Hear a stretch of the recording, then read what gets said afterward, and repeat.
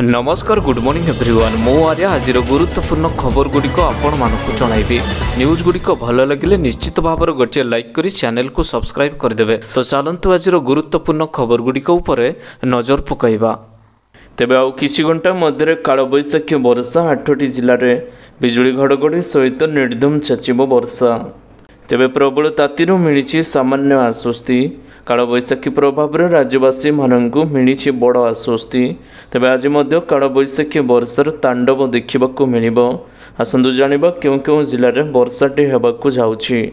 आसंता 10 तारिख पर्यंत राज्य में हालुका वर्षा हबार संभावना रहिथिबा नै आंचलिक पाणीपाग विज्ञान केन्द्र पक्षरु पूर्वानुमानटी करा जाई अछि। शनिवार उपकूल ओडिशा और दक्षिण ओडिशा रे वर्षा और घड़घड़ी होईछि। 30 ରୁ 40 किलोमीटर बेगर पवन मध्य आज बहिबार संभावना रहिछि बोली पाणीपाग विभाग पूर्वानुमानटी करिछि। तबे शनिवार दिन खोर्धा, पुरी, नयागढ़, गंजाम, गजपति, रायगढ़, कोरापुट और मालकानगिरी जिले में वर्षा और घड़घड़ीर आशंका रही। आज मध्य पुणी थे यह जिला को येलो वार्निंग टी जारी कर जाई अछि। रविवार गंजाम, गजपति, रायगढ़ वर्षा सहित घड़घड़ी हेबाकु जाउछि। 7, 8 और 9, 10 तारिख में उपकूल और दक्षिण ओडिशार किछि स्थान में तुआकुतुआ वर्षा हेबो। परवर्ती खबर एथर 17,50,000 चाषी धान बिकिछन्ति। 48 घंटे चाषी अकाउंट को पठा जाइछि टंका। तेबे चलित वर्ष रेकर्ड रही 74 लाख मेट्रिक टन धान किनिछन्ति राज्य सरकार। एने खाद्य जोगाण मंत्री कृष्णचंद्र पात्र सूचना प्रदान करिसन्ति। गत वर्ष 58 लाख मेट्रिक टन धान किना जाइथिला। चलित वर्ष अधिक 16 लाख मेट्रिक टन धान बिक्री करिसन्ति। क्विंटाल पिछा 23 टंका हिसाब से 16,899 कोटी चाषी मानकु देइसन्ति सरकार। परवर्ती खबर प्रत्येक सदस्य मानकु मिलिबो आयुष्मान कार्ड। तेबे आयुष्मान कार्ड को नहीं स्वास्थ्य मंत्री मुकेश महालिंग प्रेस मीट रे जारी करिसन्ति। आयुष्मान भारत को नहीं से बड़ घोषणा करिसन्ति। एणिकी परिवार प्रत्येक सदस्य मानकु मिलिबाकु जाउछि स्वास्थ्य कार्ड। पूर्व परिवार पिछा गोटे कार्ड मिलुथिला। वार्षिक 5 लाख टंका पर्यंत देयमुक्त चिकित्सा प्रदान कराजिबो। यह कार्ड द्वारा घरोई और सरकारी हस्पिटाल चिकित्सा मिल पार। देश और राज्य में 29,000 मेडिकल चिकित्सा मिल। पूर्व 16,900 हस्पिटाल मिलूला चिकित्सा। राज्य में 3.5 कोटी लोक मिले आयुष्मान कार्ड। आयुष्मान योजना संपर्क में स्वास्थ्य मंत्री सूचना रही 1,03,00,000 परिवार को कराजिबो सामिल। यह प्रेस मीट रे स्वास्थ्य मंत्री मुकेश महालिंग युव विधायक इराशीष आचार्य उपस्थित रही थिले। परवर्ती खबर ओडिशा पई 2टी रेल प्रकल्प मंजूरी। प्रधानमंत्री और रेल मंत्री को धन्यवाद जणाइले मुख्यमंत्री। तेबे केंद्र सरकार अर्थनैतिक व्यापार संपर्कित कैबिनेट कमिटी आज सारा देश में 4टी रेल प्रकल्प को मंजूरी मिलिथिबा बेले से 2टी प्रकल्प ओडिशा पई उद्दिष्ट रही। ओडिशार 2टी प्रकल्प पई मुख्यमंत्री श्री महेंद्र माझी प्रधानमंत्री श्री नरेंद्र मोदी को धन्यवाद जणाइछन्ति। ओडिशा विकास प्रति प्रधानमंत्री को फोकस रही आसी। केंद्र सरकार नियमित भाव में ओडिशा प्रति जो गुरुत्वपूर्ण विकास प्रकल्प गुड़िक मंजूर करुछन्ति यह तार प्रमाण बोली मुख्यमंत्री कहिसन्ति। प्रधानमंत्री मार्गदर्शन में ओडिया निश्चित भाव में देश एक ग्रोथ इंजिन भाव में विकसित हेबो बोली मुख्यमंत्री मत प्रकाश करिसन्ति। परवर्ती खबर ओडिशार नेस्ले रे 900 कोटी टंकार कारखाना। तेबे नेस्ले इंडिया शुक्रवार ओडिशार एक नूतन कारखाना घोषणा और शिलान्यास समारोह सहित यार उत्पादन यात्रा रे एक गुरुत्वपूर्ण माइलखुंट सृष्टि करेछि। यह देशर 10म और पूर्व भारत रे प्रथम जहाँ 900 कोटी टंकार प्रारंभिक व्यय सहित खोर्धा जिले में स्थापित होबाकु जाउछि। परवर्ती खबर पुणी डराइला कोरोना। हस्पिटाल में भर्ती हेले 1,000 अधिक संक्रमित। तेबे गत किछि मास धरि सारा विश्व में कोरोना संक्रमणर मामला अनेक परिमाण में स्थिर रहिथिला। अनेक मन करुथिले जे भाइरस विपद एबे समाप्त हेलानी। किंतु स्वास्थ्य विशेषज्ञ माने बारंबार सतर्क करे आसुथिले जे कोरोना भली आरएनए भाइरस निजको जीवित रखिबा पई म्यूटेंट हेबा लागि रही थाए।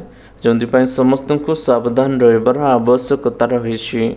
एवं आशंका सहित प्रमाणित होइछि ସାମ୍ପ୍ରତିକ ରିପୋର୍ଟ ଅନୁସାରେ ବ୍ରିଟେନ୍ ଏବଂ ଅଷ୍ଟ୍ରେଲିଆର ବିଭିନ୍ନ ସହରରେ କରୋନାର ଏକ ନୂଆ ଭାରିଏଣ୍ଟ LP8.1 ଚିହ୍ନଟ ହୋଇଛି। ପରବର୍ତ୍ତୀ ଖବର ପୁଣି ଥରେ ଶସ୍ତା ହେଉଛି ସୁନାର ଦାମ। ତେବେ ପୁଣି ଥରେ ଶସ୍ତା ହେଲା ସୁନାର ଦର। ମଧ୍ୟବିତ୍ତ ପରିବାରଙ୍କୁ ମିଳିଛି ଆଶ୍ୱସ୍ତି।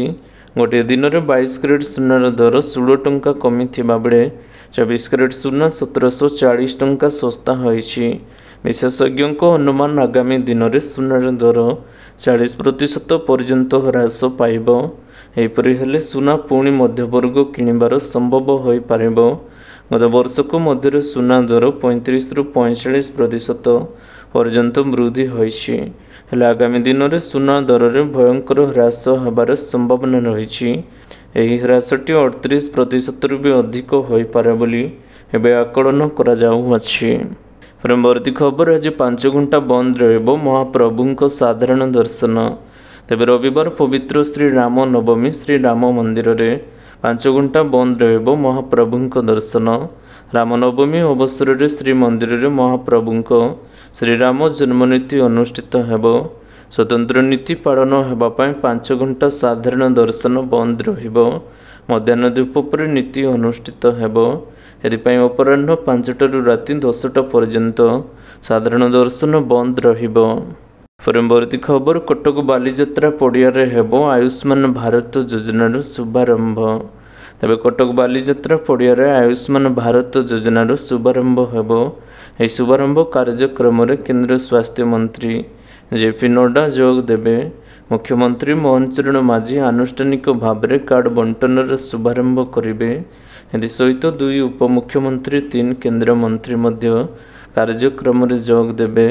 ଏହି ଶୁଭାରମ୍ଭ କାର୍ଯ୍ୟକ୍ରମ ପାଇଁ ଆରମ୍ଭ ହୋଇଛି ପ୍ରଶାସନିକ ପ୍ରସ୍ତୁତି। ଉବର ବାଲିଯାତ୍ରା ପଡ଼ିଆରେ ଶନିବାର ଏହି କାର୍ଯ୍ୟକ୍ରମର ପ୍ରସ୍ତୁତି ସମୀକ୍ଷା କରିଛନ୍ତି ସ୍ୱାସ୍ଥ୍ୟ ମନ୍ତ୍ରୀ ମୁକେଶ ମହାଲିଙ୍ଗ। ପରବର୍ତ୍ତୀ ଖବର ସାଇନବୋର୍ଡରେ ଓଡ଼ିଆ ଲେଖନ୍ତୁ ନଚେତ୍ କାର୍ଯ୍ୟାନୁଷ୍ଠାନ ନେବେ ଓଡ଼ିଶା ସରକାର।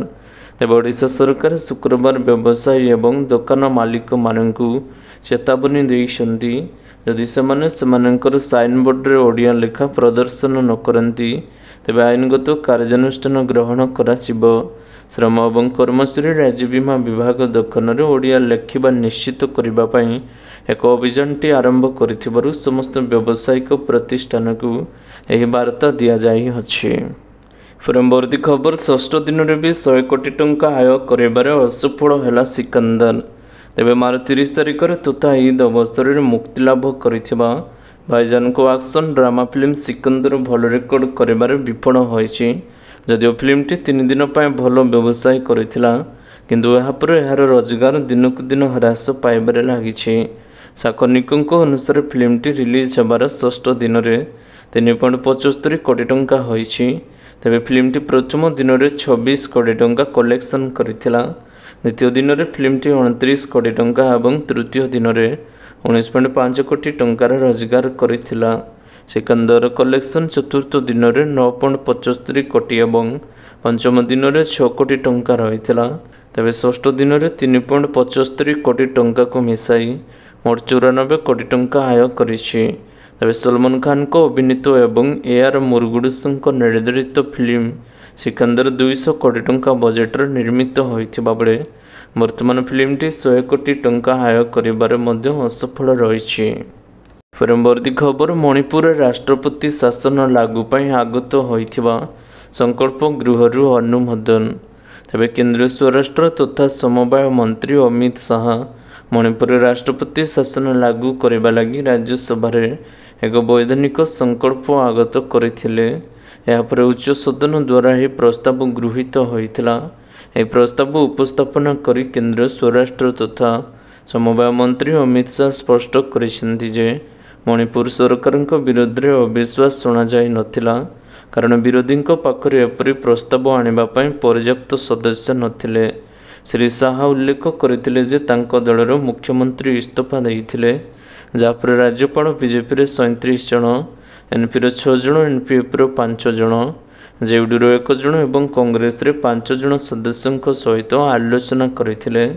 ଯେତେବେଳେ ଅଧିକାଂଶ ସଦସ୍ୟ କହିଥିଲେ ଯେ ସେମାନେ ସରକାର ଗଠନ କରିବା ସ୍ଥିତିରେ ନାହାନ୍ତି ସେତେବେଳେ କ୍ୟାବିନେଟ୍ ରାଷ୍ଟ୍ରପତି ଶାସନ ଲାଗୁ କରିବାକୁ ସୁପାରିଶ କରିଥିଲେ। ଯାହାକୁ ରାଷ୍ଟ୍ରପତି ଗ୍ରହଣ କରିଥିଲେ। ପରବର୍ତ୍ତୀ ଖବର, ରାଜାଙ୍କ ଫାର୍ମ ହାଉସରେ କ୍ରାଇମବ୍ରାଞ୍ଚର ତନାଘନା। ତେବେ କ୍ରାଇମବ୍ରାଞ୍ଚର ଅର୍ଥନୈତିକ ଶାଖାର ଏକ ଟିମ୍ ଶନିବାର କେନ୍ଦୁଝର ଯାଇ ରାଜାଚକ୍ରଙ୍କ ଗୋପାଳପୁର ସ୍ଥିତ ଫାର୍ମ ହାଉସରେ ତନାଘନା କରିଛି। ଏଠାରେ ଯାଇ ସେମାନେ ମାପଚୁପ୍ କରିଛନ୍ତି। ଏହି ମାପଚୁପ୍ ବେଳେ ରାଜସ୍ୱ ଏବଂ ବନ ବିଭାଗ ଅଧିକାରୀମାନେ ଉପସ୍ଥିତ ରହିଥିଲେ। ସୂଚନାଯୋଗ୍ୟ, ଗନ୍ଧମାର୍ଦ୍ଦନ ଲୋଡିଂ ଏଜେନ୍ସିର ଆର୍ଥିକ ଅନିୟମିତତାକୁ ନେଇ ଏଜେନ୍ସିର କର୍ମକର୍ତ୍ତା ସମେତ ବିଜେଡି ନେତା ରାଜାଚକ୍ରଙ୍କୁ କ୍ରାଇମବ୍ରାଞ୍ଚ ଟିମ୍ ଗିରଫ କରିଛି। ବିଭିନ୍ନ ସ୍ଥାନରେ ଚଢ଼ାଉ କରି ତାଙ୍କର ଗାଡ଼ି, ମେସିନ୍, ଘରବାଡ଼ି ଆଦି ତଦନ୍ତ ଘେରକୁ ନେବା ସହ ଜବତ ମଧ୍ୟ କରିଛନ୍ତି। ପରବର୍ତ୍ତୀ ଖବର, ରାମନବମୀ ପାଇଁ କଟକରେ କଡ଼ା ସୁରକ୍ଷା, ଜଗିବ 25ଟି ପ୍ଲାଟୁନ୍ ଫୋର୍ସ। ତେବେ ରାମନବମୀ ପାଇଁ ସହରଠୁ ପଲ୍ଲୀ ଉତ୍ସବ ମୁଖର। ଆଜି ସାରା ଦେଶ ଏବଂ ରାଜ୍ୟରେ ପାଳନ ହେବ ରାମନବମୀ। ଏହି ଉତ୍ସବ ପାଇଁ କଟକରେ କଡ଼ା ସୁରକ୍ଷା ବ୍ୟବସ୍ଥା ଜାରି କରାଯାଇଛି। ସୂଚନାଯୋଗ୍ୟ, ସହରରେ ମୁତୟନ ହେବ 25ଟି ପ୍ଲାଟୁନ୍ ଫୋର୍ସ। ଶୋଭାଯାତ୍ରା ସ୍ଥାନଗୁଡ଼ିକ ହେବ ଫ୍ଲାଗ ମାର୍ଚ୍ଚ। ଶାନ୍ତି ଶୃଙ୍ଖଳା ରକ୍ଷା ପାଇଁ କଟକ ଡିସିପିଙ୍କ ଅନୁରୋଧ ରହିଛି। ପରବର୍ତ୍ତୀ ଖବର, ବଢ଼ିଲା ପେଟ୍ରୋଲ ଦର, ଭୁବନେଶ୍ୱର ଦର କେତେ ଜାଣି ରଖନ୍ତୁ। ତେବେ ପେଟ୍ରୋଲ ଏବଂ ଡିଜେଲ ପକାଇବାକୁ ଚାହୁଁଛନ୍ତି, ତେବେ ତା ପୂର୍ବରୁ ଜାଣି ରଖନ୍ତୁ ଆଜିର ଦାମ କେତେ ରହିଛି। କାରଣ ପେଟ୍ରୋଲର ଦରରେ ସକାଳୁ ସକାଳୁ ବଡ଼ ପରିବର୍ତ୍ତନ ଦେଖିବାକୁ ମିଳିଛି। ଭୁବନେଶ୍ୱରରେ ଆଜି ପେଟ୍ରୋଲ ଦର 101.11 ରହିଥିବା ବେଳେ ଡିଜେଲ ଦାମଟି ପ୍ରତି ଲିଟର ପିଛା 92.69 ରହିଛି। ଏପରିକି ଦେଶରେ ପ୍ରମୁଖ ସହରରେ ପେଟ୍ରୋଲ ଏବଂ ଡିଜେଲର ଦରଟି ଅପରିବର୍ତ୍ତିତ ରହିଅଛି। ପରବର୍ତ୍ତୀ ଖବର, ସର୍ବଭାରତୀୟ ସ୍ତରରେ ଆଜିଠାରୁ ଆରମ୍ଭ ହୋଇଛି ବାଘ ଗଣନା। ତେବେ ସର୍ବଭାରତୀୟ ସ୍ତରରେ ଆଜିଠାରୁ ଆରମ୍ଭ ହୋଇଛି ବାଘ ଗଣନା। ବନ ବିଭାଗ ପକ୍ଷରୁ ଏଥିପାଇଁ ବିଭିନ୍ନ ଟିମ୍ ଗଠନ କରାଯାଇଛି। ଏହା ସହିତ ବାରିପଦାର ପ୍ରସିଦ୍ଧ ଶିମିଳିପାଳ ଅଭୟାରଣ୍ୟରେ ମଧ୍ୟ ବାଘ ଗଣନା ଆରମ୍ଭ କରାଯାଇଅଛି। ବନ ବିଭାଗ ପକ୍ଷରୁ ଏଥିପାଇଁ 8ଟି ଦଳରେ 85 ଜଣ କର୍ମଚାରୀଙ୍କୁ ନିୟୋଜିତ କରାଯାଇଅଛି। ସେମାନେ ଜଙ୍ଗଲରେ ବାଘର ପାଦଚିହ୍ନ, ଆମ୍ପୁଡ଼ା ଚିହ୍ନ ଏବଂ ମଳମୂତ୍ରର ନମୁନାରୁ ବାଘ ଗଣତି କରୁଛନ୍ତି। ପରବର୍ତ୍ତୀ ଖବର, 3:30ଟାରୁ ରୁକୁଣା ରଥ ଟଣା। ଏବେ ପବିତ୍ର ଅଶୋକଷ୍ଟମୀରେ ଶ୍ରୀଲିଙ୍ଗରାଜ ରୁକୁଣା ରଥଯାତ୍ରା। କାଲି ରାମେଶ୍ୱର ମନ୍ଦିରକୁ ବିଜେ କରିଛନ୍ତି ପ୍ରଭୁ ଲିଙ୍ଗରାଜ। 4 ଦିନ ପରେ ବାହୁଡ଼ା। ତେବେ ରୁକୁଣା ରଥଯାତ୍ରାକୁ ନଜରରେ ରଖି 16ଟି ପ୍ଲାଟୁନ୍ ପୋଲିସ ଫୋର୍ସ ମୁତୟନ କରାଯାଇଅଛି। ପରବର୍ତ୍ତୀ ଖବର, 3 ଦିନିଆ ଶ୍ରୀଲଙ୍କା ଗସ୍ତରେ ପ୍ରଧାନମନ୍ତ୍ରୀ। ତେବେ ପ୍ରଧାନମନ୍ତ୍ରୀ ନରେନ୍ଦ୍ର ମୋଦି 3 ଦିନିଆ ଶ୍ରୀଲଙ୍କା ଗସ୍ତରେ ଯାଇଛନ୍ତି। ପ୍ରବଳ ବର୍ଷା ସତ୍ତ୍ୱେ ଶହ ଶହ ସ୍ଥାନୀୟ ଲୋକ ଏବଂ ଭାରତୀୟ ପ୍ରବାସୀ ସମ୍ପ୍ରଦାୟର ସଦସ୍ୟମାନେ କଲମ୍ବୋରେ ପ୍ରଧାନମନ୍ତ୍ରୀ ନରେନ୍ଦ୍ର ମୋଦିଙ୍କୁ ଭବ୍ୟ ସ୍ୱାଗତ କରିଥିବାର ଦୃଶ୍ୟ ଦେଖିବା ପାଇଁ ମିଳିଥିଲା। ଶ୍ରୀଲଙ୍କା ରାଷ୍ଟ୍ରପତି ଅନୁରାଗ କୁମାର ଦିସିଆ ନାୟକଙ୍କ ନିମନ୍ତ୍ରଣ କ୍ରମେ ପ୍ରଧାନମନ୍ତ୍ରୀ ମୋଦି ଶ୍ରୀଲଙ୍କା ଗସ୍ତରେ ଯାଇଛନ୍ତି। ଶ୍ରୀଲଙ୍କା ବୈଦେଶିକ ମନ୍ତ୍ରୀ ବିଜିତା ହେରାତ ଏବଂ ସ୍ୱାସ୍ଥ୍ୟ ମନ୍ତ୍ରୀ ନଲିନ୍ଦା ଜ୍ୟୋତିଷା, ଶ୍ରମ ମନ୍ତ୍ରୀ ଅନିଲ ଜୟନ୍ତ, ମତ୍ସ୍ୟ ସମ୍ପଦ ମନ୍ତ୍ରୀ ରାମଲିଙ୍ଗମ ଚନ୍ଦ୍ରଶେଖର, ମହିଳା ଏବଂ ଶିଶୁ ବ୍ୟାପାର ମନ୍ତ୍ରୀ ସରୋଜ ସାବିତ୍ରୀ ପାଲୁରା ରାଜ ଏବଂ ବିଜ୍ଞାନ ଏବଂ ପ୍ରଯୁକ୍ତି ବିଦ୍ୟା ମନ୍ତ୍ରୀ କୃଷ୍ଣଦତ୍ତ ଆବେସରଙ୍କ ସମେତ ଦିଶାନାୟକ କ୍ୟାବିନେଟ୍ର ଶୀର୍ଷ ମନ୍ତ୍ରୀମାନେ କଲମ୍ବୋର ବନ୍ଦର ନାୟକର ଅନ୍ତର୍ଜାତୀୟ ବିମାନ ବନ୍ଦରରେ ପ୍ରଧାନମନ୍ତ୍ରୀ ମୋଦିଙ୍କୁ ସ୍ୱାଗତ କରିଥିଲେ। ପରବର୍ତ୍ତୀ ଖବର, ଶେଷ ହେଲା ବଜେଟ୍ ଅଧିବେଶନ, 16ଟି ବିଲ୍ ହେଲା ପାରିତ। ତେବେ ସଂସଦର ବଜେଟ୍ ଅଧିବେଶନ ଶେଷ ହୋଇଛି, ଯାହାକି 31 ଜାନୁଆରୀରେ ଆରମ୍ଭ ହୋଇଥିଲା। ଲୋକସଭା ବାଚସ୍ପତି ଓମ୍ ବିର୍ଲା ଏବଂ ରାଜ୍ୟସଭା ଅଧ୍ୟକ୍ଷ ଜଗଦୀପ ଧନଖଡ଼ଙ୍କ ଘୋଷଣା ଅନୁଯାୟୀ ଉଭୟ ଗୃହକୁ ଅନିର୍ଦ୍ଦିଷ୍ଟ କାଳ ପାଇଁ ମୁଲତବୀ କରାଯାଇଛି। ଏହି ଅଧିବେଶନରେ 10ଟି ସରକାର ବିଲ୍ ଆଗତ କରିଥିବା ବେଳେ ୱାକଫ୍ ବିଲ୍ ସହିତ ମୋଟ 16ଟି ବିଲ୍ ପାରିତ ହୋଇଛି। ୱାକଫ୍ ସଂଶୋଧନ ବିଲ୍ 2024 ରାଜ୍ୟସଭାର ମଧ୍ୟରାତ୍ରି ପରେ ଏହି ବିଲ୍ଟି ପାସ୍ ହୋଇଛି। କେନ୍ଦ୍ରୀୟ ଅଳ୍ପ ସଂଖ୍ୟକ ମନ୍ତ୍ରୀ କିରେଣ ରିଜିଜୁ କହିଛନ୍ତି ଯେ ଏହି ବିଲ୍ ମୁସଲମାନ ସମ୍ପ୍ରଦାୟ ଲୋକମାନଙ୍କୁ ଉନ୍ନତ ସୁବିଧା ପ୍ରଦାନ କରିବ। ତେବେ ଆଶା କରୁଛି ଆଜିର ଗୁରୁତ୍ୱପୂର୍ଣ୍ଣ ଖବରଗୁଡ଼ିକ ଆପଣମାନଙ୍କୁ ନିଶ୍ଚିତ ଭାବରେ ଭଲ ଲାଗିଥିବ। ଯଦି ଭଲ ଲାଗିଥାଏ ଭିଡ଼ିଓକୁ ଗୋଟେ ଲାଇକ୍ କରନ୍ତୁ ଏବଂ ଚ୍ୟାନେଲକୁ ସବସ୍କ୍ରାଇବ୍ କରିବା ପାଇଁ ବିଲକୁଲ ବି ଭୁଲନ୍ତୁ ନାହିଁ। ଆପଣଙ୍କ ଭଲ ପାଇବା ସ୍ୱରୂପ ଭିଡ଼ିଓକୁ ସେୟାର କରିଦେବେ। ପୁଣି ଦେଖା ହେବ ଲାଟେଷ୍ଟ ଅପଡେଟ୍ରେ। ସେତେବେଳ ପର୍ଯ୍ୟନ୍ତ ବିଦାୟ ନେଉଛି। Vande Mataram, take care, bye bye.